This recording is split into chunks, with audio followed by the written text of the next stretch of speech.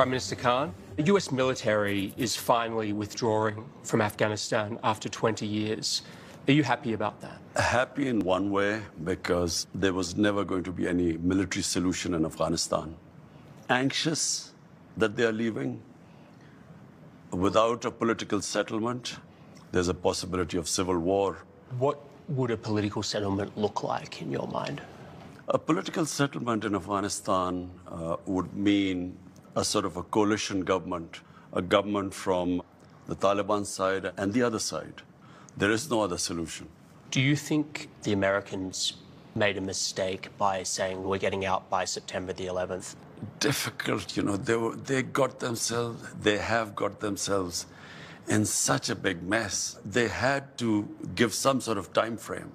But at the moment they gave a time frame, Taliban would have considered that a victory. How do you feel about the prospect of the Taliban effectively controlling Afghanistan? Are you happy to welcome them into the community of nations? As far as Pakistan is concerned, whoever represents the people of Afghanistan, we will deal with them. But what if they're not democratically elected? Does it not concern you on some level that this group of people is accumulating power right next door to you?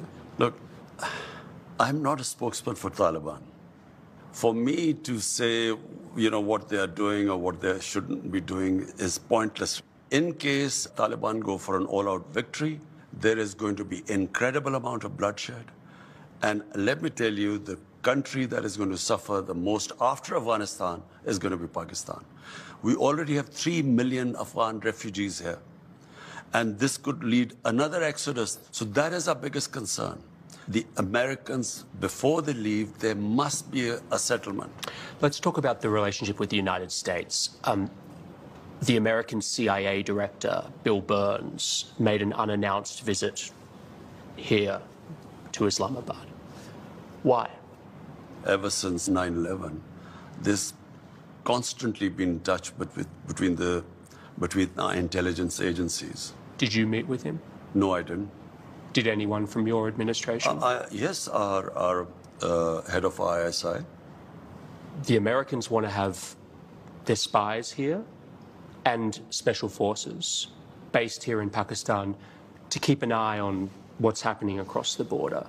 Will you allow the American government to have CIA here in Pakistan to conduct cross-border counter-terrorism missions against Al-Qaeda, ISIS, or the Taliban? Absolutely not. There's no way we're going to Seriously? allow any bases, any sort of action from Pakistani territory into Afghanistan. Absolutely not. Pakistan suffered 70,000 casualties, more than any other country, by joining the American war.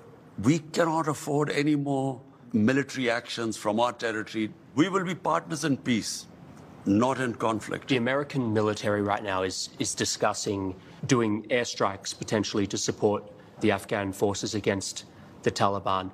Would you allow the American Air Force to use your airspace for those airstrikes? We are not going to be part of any conflict anymore. But you haven't decided yet whether you'll let them use your airspace? This hasn't been discussed at all, so... What's your feeling about that? I don't know. We'll discuss this. You know, why would the Americans be using bombing Afghanistan after it hasn't worked for 20 years? Why will it work again? Have you spoken to Joe Biden since he took office? No, I haven't. Is there a reason for that? Whenever he has time, he can speak to me. But at the moment, clearly, he has other priorities. What would you say to him if you had a meeting with him? The U.S. has a big responsibility. Most powerful nation in the world. This is almost 1.4 billion people living in the subcontinent. We are held hostage. One dispute in Kashmir, a disputed territory, according to the United Nations Security Council resolutions, there should have been a plebiscite for the people of Kashmir to decide about their own future. That has never taken place. It's festering. It can easily, if the Americans have the resolve, the will, this can be sorted out. Intelligence analysts say that Pakistan has the fastest growing nuclear arsenal anywhere in the world. I don't know where they've come up with this. Pakistan's nuclear arsenal is simply as a deterrent to protect ourselves.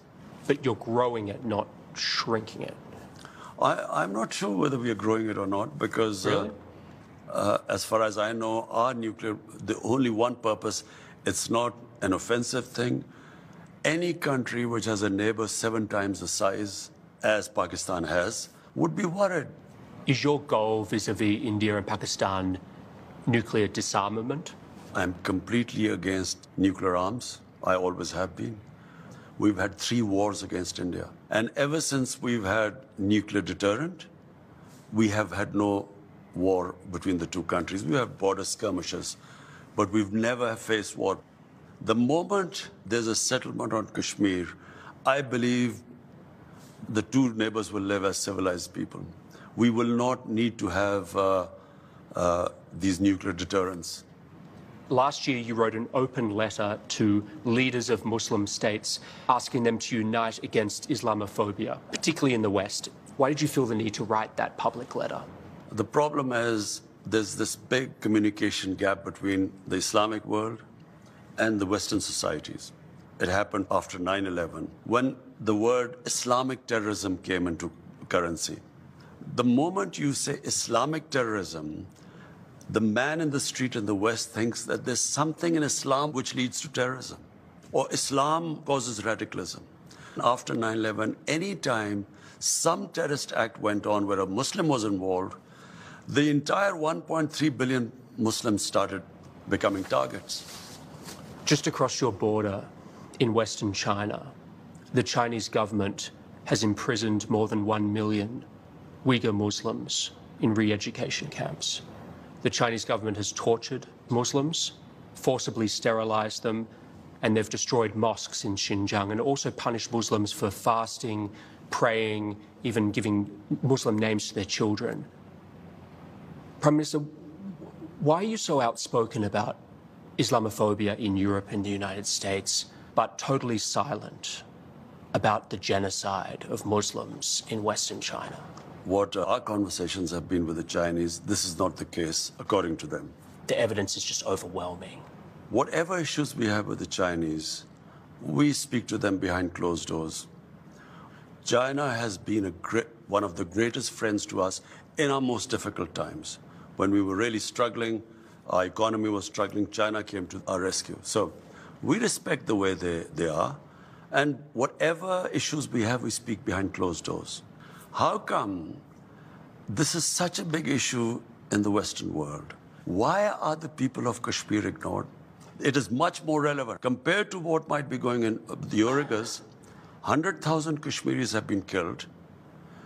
There are 800,000 Indian troops which have literally, it's an open prison in Kashmir. 9 million Kashmiris are put there. Why is that not an issue? So I think it's hypocrisy. They've been a huge partner to you, China, but on some level, doesn't it make you feel sick to have to be quiet because of all this money they're putting into Pakistan? I look around the world, what's happening in Palestine, Libya, Somalia, Syria, Afghanistan. Am I going to start talking about everything? I concentrate on what is happening on my border, in my country. This is on your border. Which is part of, no, that is part of Pakistan. 100,000 Kashmiris are dying. That concerns me more because half of Kashmir is in Pakistan. This is a grotesquely large human rights atrocity. First of all, I'm not sure about that because our conversations with the Chinese, this is not the picture that comes from that side. So just to put a fine point on this, you are not in any way concerned about the Muslim Uyghurs in Xinjiang? Our discussions with Chinese will always be behind closed doors. You were asked about the epidemic of sexual violence and rape in Pakistan, and you acknowledged the seriousness of the problem, and you talked about Pakistan's strict laws. You were also quoted as saying that the practice of women wearing veils, quote, is to stop temptation. Not every man has willpower, you said. On increasing vulgarity, it will have consequences. And you were accused of rape victim blaming. How do you respond to that? It is such nonsense. I never said veils. This was never said. I said the concept of parda. Concept of parda is avoid temptation in the society. We don't have discos here. We don't have nightclubs. So it is a completely different society, way of life here. So if you raise temptation in the society to the point, and all these young guys have nowhere to go, it has consequences in the society. Do you think that what women wear has any effect? That's part of this temptation? If a woman is wearing very few clothes, it will have an impact on the men, unless they're robots. I mean, it's common sense. Yes, but is it really going to provoke acts of sexual violence? It depends which society you live in. If in a society people haven't seen that sort of thing, it will have an impact on them. If you grow up in a society like you, maybe it won't on you. This cultural imperialism, whatever is in our culture, must be acceptable to everyone else. It's not. But forgive me, like, when you were a cricket star, you know, you were seen as a playboy, you know, there were photos of you with your shirts off in your bedroom. Like, Jonathan, it's a bit rich for you to be criticizing this. This is not about me. It's about but you're the messenger. Jonathan, listen, it's about my society. My priority is how my society behaves, what reactions are caused in my society. So when I see sex crime going through the roof, we sit down, we discuss how we're going to tackle this. It is having an impact in my society. We have to do something about it. Thank you so much, Prime Minister.